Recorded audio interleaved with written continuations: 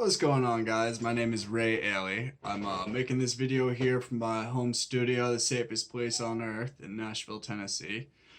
Today I'm going to be doing a quick beat breakdown on how I made the None of My Business remix of Dasha's new single for the Quadio Records competition. This is my second time shooting this because the first time I did it, I did not record any of the audio. So let's hope I do this better this time.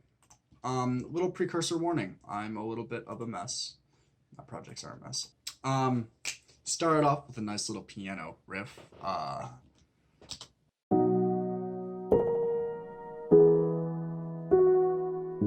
Yeah, and this is just utilizing Labs, which is actually a free VST that I downloaded a while ago. It's a great sound. I think it's the prettiest free piano you can find. It's really great. You just gotta remember to like boost the volumes, and sometimes the expression is not good enough, so you just gotta do some compression.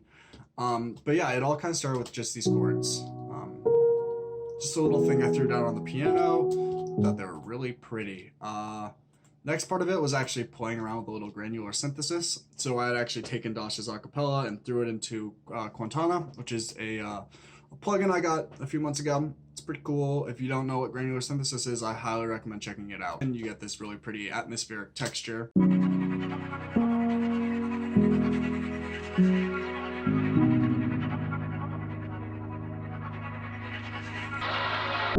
And I mean, just make Porter Robinson proud. You know, that's kind of the basis of this whole thing.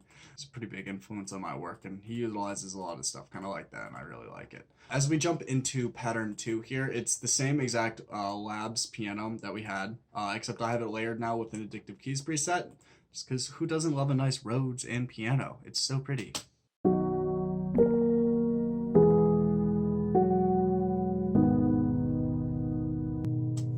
It's just gorgeous.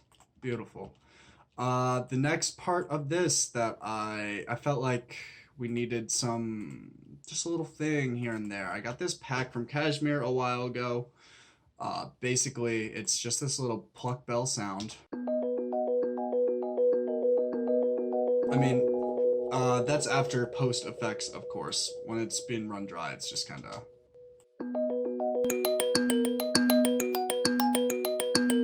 But I just apply a little bit of H delay, and then there's some low pass filtering just to, you know, help kind of make it move a little bit throughout the track. Now I use it in moderation like crazy. I'm also going to basically highlight track 14 and 15, just because those are the vocal tracks on here, just so that y'all don't get lost in my sea of disorganization. So Untitled Project 20 October 16th 3 is actually just a I basically went to Edison and FL and recorded out that sample of just that little bell pluck, and then just threw it in reverse just so I could get that shifting momentum with the track. As we jump into bar 9 here, we'll notice that pattern 19 jumps in and joins us. Now pattern 19 is actually a preset from Serum. Yeah, I got this from Splice a few months ago.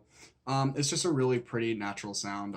It's just really soft, plucky, and I really like that stuff. So when you hear it dry, it's kind of like...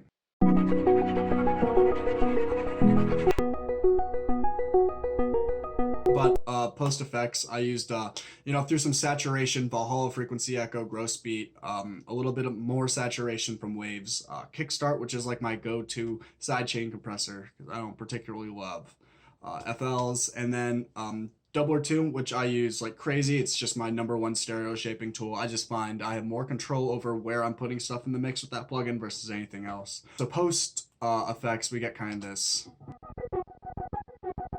It's a bit of a grungier sound. I have my low pass activated right now, but you'll hear how it kind of comes out later. It evolves periodically. It's like shifting in. Cool. And now we'll...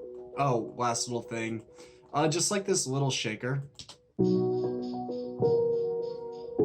We just needed like a little bit of a background element to make it feel like it was still moving forward. And it wasn't just so stuck in like this atmospheric blur of, you know, no momentum. I needed something to push us a little bit. When we jump into bar 13, this is where I begin kind of a build up here. Once again, you'll notice I reflew in another portion. When I record out my granular synthesis, I usually do it in a like a in-DAW audio editor. So basically I can just play and I'll just be recording forever, and then I'll just chop that up and use portions that I think sound really nice. So like this synthesis here.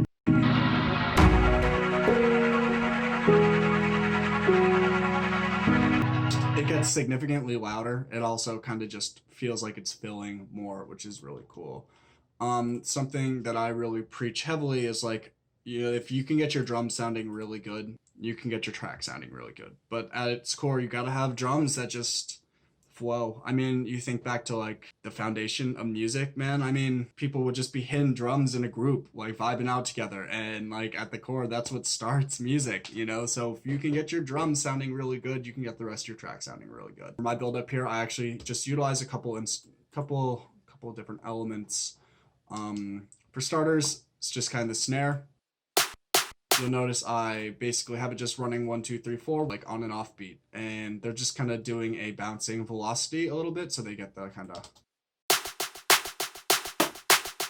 Let's see, we got a little rim shot. Oh, that's a clap, my bad. Yeah, clap on 2, 1, 4, a rim shot, and then a shaker. Just pulls it together really nicely. I've recently gotten into making score the last few months, so I've been trying to incorporate like a lot of orchestral drum sounds. I actually pulled this one from a Southside sample pack I had. It sounds like this. It's very explosive, very in your face, but it's very impactful. It's cinematic. I love that. So I use that in addition to kind of my snare buildup.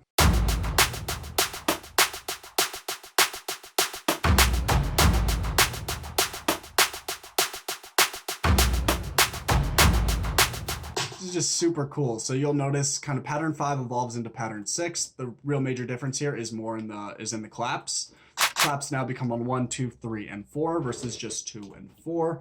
When we slide over to pattern 8 on bar 19, you'll notice that it's an extended pattern. Basically, the claps then become da da da da da da da versus da da da da. So we double time it. And then just making the snare basically just go up in volume. Kind of a traditional riser in EDM music, but it's an oldie, but it's a goodie, you know? It's nice. We'll notice here that pattern 9, which was previously just previewed, which is that little kalimba pluck from Kashmir, I fly that back in, but more in its full.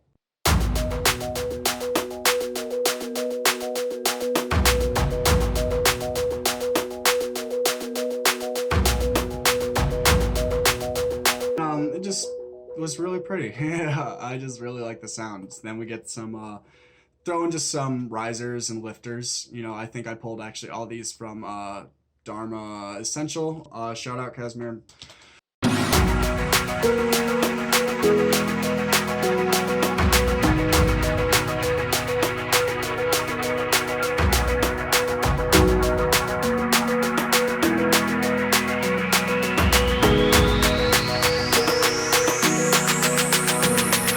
Cool, and once again, you'll notice that Untitled Project 2020-16, October 3, the reverse bell is back in just to build up on the chorus a little bit. Dive into the drop a little bit. The drop is relatively simple. I actually ended up making this beat the day that the contest had opened, and it was just convenient because I was like 2 semitones out of like her actual key and sitting in like the same tempo. So I was like, oh, I'm just going to merge. Once again, just some filler sounds. I think this one here is just from Kashmir. And then a record flip. Right, you're scratching a record. I use that sound in every song I do, I swear. Anyways, now we jump into our drop. So I really wanted to utilize something where it was like on the first beat, there's a break, and then you hit the snare, and then it's just coming full force. I'll isolate just drums real quick so you guys can kind of see what I did there. Once again, if your drums don't hit, your track won't hit.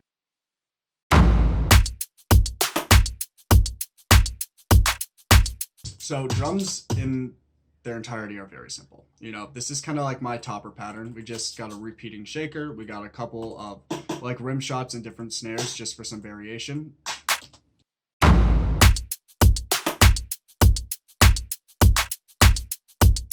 And then we just have 3 hi-hats, kind of all doing a rolling type pattern underneath just to add a little support. For my actual just like kicks and snares, we have 2 types of kicks. We have kind of a thuddy, and then kind of a boxy kick. My snare, which is disgusting. It's just this little alien snap, but but it's layered with the claps, so it sounds phenomenal. The issue I notice a lot of people have with EDM production is not getting their kick to sit in the mix quite right. One thing I suggest is, you know, compression and saturation are going to be your best friends. Also making sure your kick is sitting right in the middle of that mix and just punching right through. I recently got my hands on a plugin called Essential Kicks from Cashmere. Super simple user interface, and like the distortions and like stereo shaping tools on that plugin are incredible. Basically, it's super easy to use and you get a great sound really quickly. It's nice when you can figure out how to use it and just get the sounds you want really quickly, really efficiently. The next thing to really jump into is looking at the synths. So it all really started with kind of this Serum preset. This is Feed the Mouse. It's based off of a Dead Mouse sound. It's actually just a stock bass. I think it's this like 10th one in or something. When we look at that dry, it's going to sound a little bit like this. And like it's cool, but of course that's not what we're going for with this track. So pre-processing is just some fruity distortion. Max Bass, which is a plugin from Waves, which creates an artificial signal of a double that can emulate a sub bass. Kickstart, which is my go-to sidechain compressor always. Essential Kick, which is that plugin I just brought up. It sounds really good on other stuff too. It's just a bassy sound. It's really cool to put on. Get some really cool artifacts, really cool just overall timbre. And then just some general EQ. I have then flown to a bus right here where I run Nectar 3, which is from Isotope, which is a vocal plugin, but has a really powerful like clarity and tone tool, which just it sounds great. Once again, some Renaissance aux, which is just a little saturation. Another Kickstarter to really enunciate my sidechain, couple EQs, and then gross beating. And so I use a lot of gross beat in my production just because it adds a little bit of like change in between what you're normally used to hearing. Rather than just something that's super consistent and going, it's really nice to have something that kind of tweaks a little bit here and there. The second part of that layer, this is the first synth.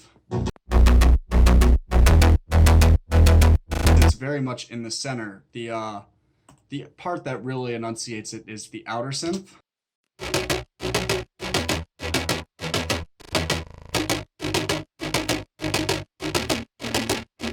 Cool, and that's gonna actually just be another Serum preset here. This is, I don't know how to say it, but I got it from a Somatics free Serum pack thing. Once again, overkilling distortion and chorus is kind of the key. Once again, I utilize this doubler just to make sure I can get the far left and right and isolate the middle, so it's solely just the other synth that we have. So then you get this nice stereo spread of just like breathing synths, essentially. Other Serum preset and the supports are all sent to the same bus here. So 10, 11 are all sent to 12. That's where I'm running all that post-processing on the two of them to blend them together because it just makes them sound really nice together, which is super cool. The next part of this that really I thought brought it together was I was just screwing around and playing with some vocals and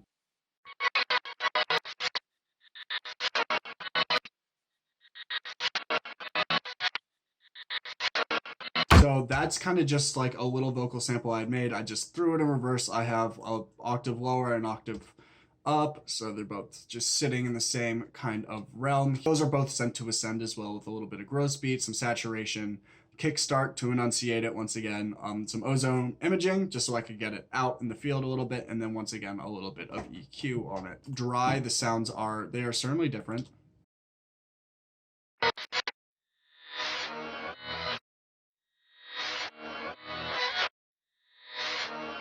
So not a beautiful sound when it's dry, but you get it wet. It sounds really cool. It sounds really nice. Pattern 29 here on the bottom is just a sub bass. When I was like making it and then listening to it in my car, it just was not resonating in my chest. And EDM music, you need to feel it. That's the biggest part of it, honestly. Moving forward, Sober's classic white noise riser. Oh gosh, if you have Splice, go ahead and just get it because I swear it is the best white noise sample I've ever found. It's just soft. It's not too intrusive. A lot of white noise samples are just overly intrusive. They're not nice to listen to. The next portion in here is just kind of some fills. Once again, we fly in that south side like orchestral hit, of course, and then just the fill.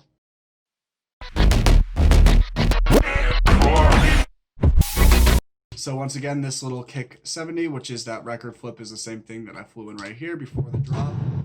just a little transitional effect. You'll notice pattern 19 here is the same thing that we looked at earlier that had come in on the intro. It is the loose keys preset. So that just kind of fills that upper frequency range that doesn't really get hit by the drill synths.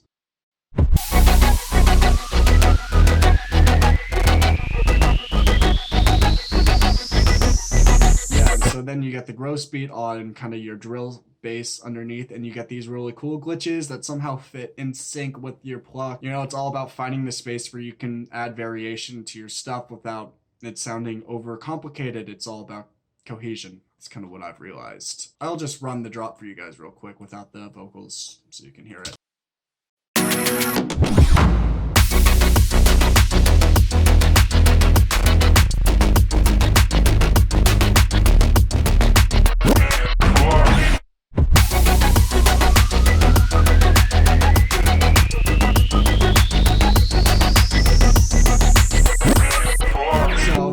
For me is just a chopped up Dasha sample. Honestly, just threw it into a slicer and was just screwing around with it. What's really cool is it's super slidey. The vocal sample slides a ton. Well, if you're an FL user, you can do that by going into your sample settings. You have the 3 choices. You can like manipulate your attack, sustain, decay, and release and whatnot. But if you go to the 3rd tab over on like the sample like this perk 19, you notice you slide like over here, your polyphony, you can basically manipulate that, enable this stuff, and play with the slide. Jumping out of our first drop, I'm pretty basic, so I love me some Foley. So I put some Foley into this track here, just to add a little support coming off of it. It's just aesthetically nice. Layered once again with the Rode piano, pattern 2 from earlier.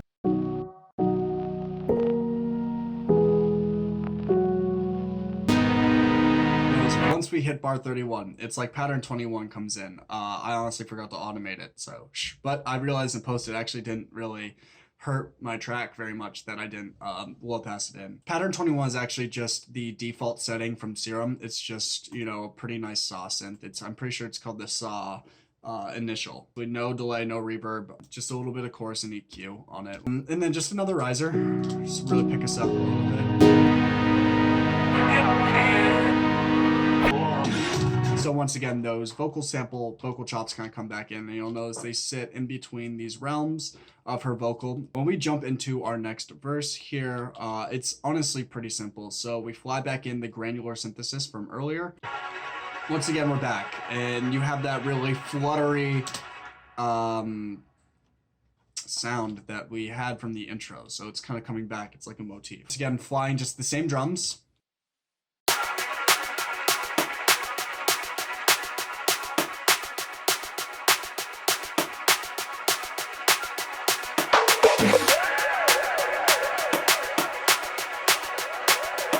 Honestly, there's not much of a difference between 5 or 6. I probably just added a couple other rim shots here and there for variation. 7 is the double time clap. Now you'll notice that we fly back in pattern 9 and 19. So 9 was the kalimba pluck, but it low passes and it gradually comes out over time as we layer that with 19, which is the other Serum preset.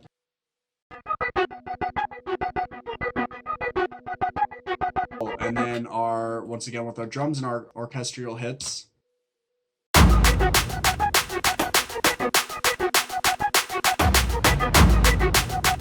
Let's see, so just a little tonal riser coming out of it.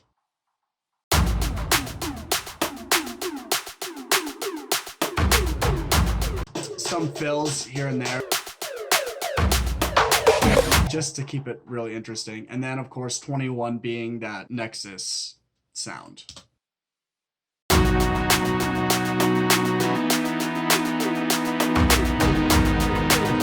Final little element on here. Remember, this is the granular synthesis right here, Untitled 2020-16 2. This little pluck thing, I use like this 1-7-5-3 run almost in every song. It's like my musical motif to the world. I think it's super beautiful.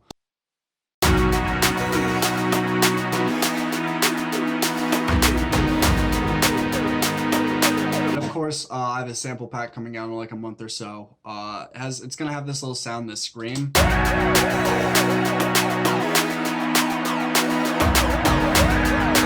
It's just like a really cool sound. It adds a lot of momentum to your track, or I personally felt like it did.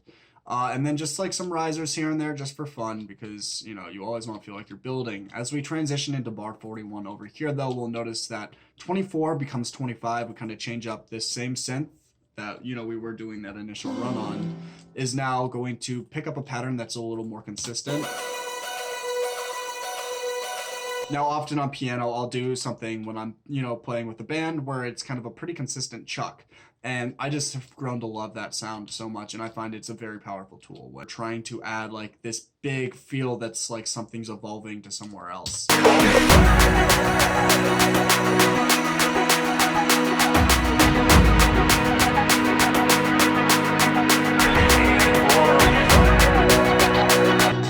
So once again, we'll notice those vocal samples from earlier. The chops that are on the chorus are flying back in now for the second half of the build-up on verse 2.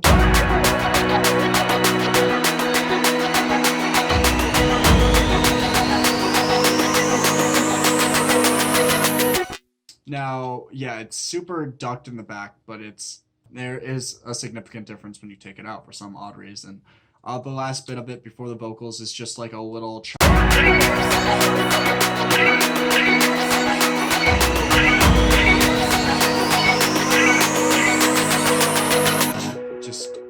you know, get a little higher end support on Dasha's vocal here. Some more risers. Now we can get into our drop number 2. It's the same kind of drop, the same premise as drop 1. The most substantial difference here is probably going to come from the fact that number 19, you've seen this pattern a number of times now. It flies back in full entirety in drop 2, just so that we can get that added feel. The second big portion of it that kind of comes in is the synth support. So that's going to be pattern 26. And this comes from a Somatics preset, actually, that I purchased a few months ago. I didn't even purchase it. I downloaded it for free off their website. It's called Shuffle. It's a really pretty sound. Here it is kind of dry because it is just gorgeous. Of course, I'm a grungy producer, so after post-processing, it sounds a little bit harder, one would say. But the thing about 26 is it evolves. So from bar 49 to 57, I have it kind of shifting in with kind of a low pass until we hit bar 57, second half of drop 2, and we can just come in full force and really pump like this grungy synth in your face, which I fell in love with when I started doing it.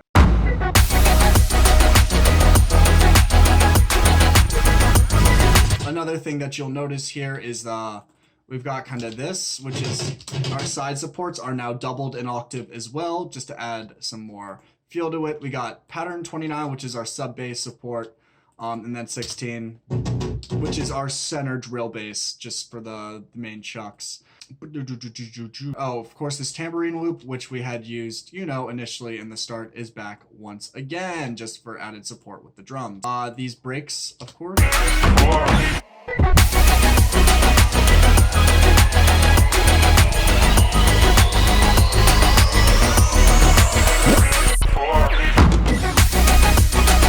Cool, so now on 20, basically just increasing the amount of pluck we got here, just making it even crazier. And then a big trick I do in a lot of my production is when I hit the second half of a drop, I'll normally take like my lead synths and throw them up an octave. This major space filler just adds, you know, more texture to your frequency range. There's little things I got in here. We just got a little land topper. Same exact kind of elements, once again, just kind of doubling up on these synths in this portion, and then throwing in those vocal chops that I had showed off earlier. And that honestly really completes kind of the drop. A lot of it was just doing some intricate automation with it, just making sure it was really interesting and cool, making sure the mix was super clean. Really needed to feel like it was breathing, you know. The vision I had for this was like, imagine you're at Coachella, you know, and it's coming off of this sound system. You should feel it in your chest. You should be vibrating, and that's kind of what I wanted from this track. The outro is really, really simple. We fly back in 3 and 4, which are just octaves. I just needed to make another pattern to have it go like an octave lower. Braden was pretty persistent about me adding like a little pluck on the outro. Just really kind of pretty outro stuff. Huge shout out to like everyone who was in the room who helped me pull this track together. It was on a Friday night. I'm not gonna lie, this track came together like 6 or 7 beers deep. But we had a bunch of us who we were having a great time at the house, and I was just sitting in here writing this song, and everyone was cycling in, giving their feedback, what they thought was really cool, what they thought should be improved. So everyone who was involved on Friday night, shout out to you, thank you. Big shout out to my roommate Braden Strock, man. Number one supporter. This kid always helps me when I'm like straggling a little somewhere.